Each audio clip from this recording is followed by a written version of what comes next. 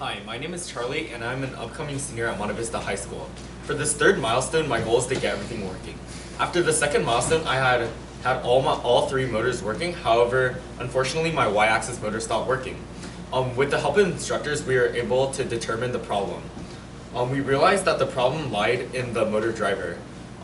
We wired it wrong so that even with the multimeter, we couldn't find out if the connections were weak, so we had to resolder all the wires from the stepper motor to the motor driver.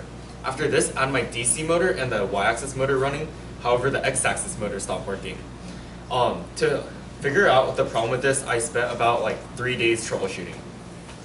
Eventually, we reached a conclusion that the problem laid in the motor driver itself. So we took out the motor driver and replaced it with another motor driver. After this, we tested again, but then it still had not worked.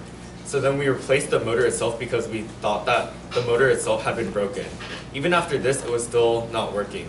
So we switched out with another motor driver so that it would start working. Eventually, with the third motor driver, it finally started working, and I had all three motors running together. After this, I had to write all the code for this project to work. The Arduino code was relatively easy because I had used already existing code, and I just had to change a little to fit my project. I used an already existing G-control file to process all my G code, so that also ran very smoothly. This is what it looks like when it runs.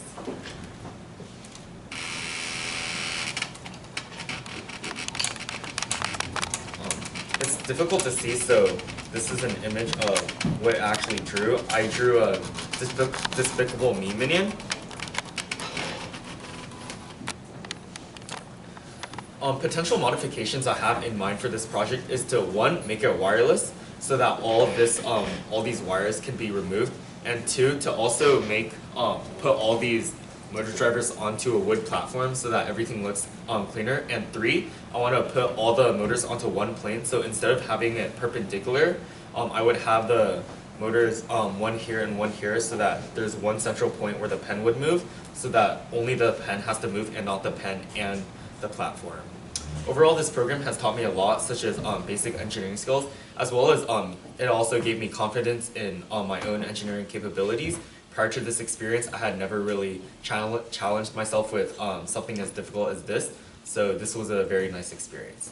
Thank you.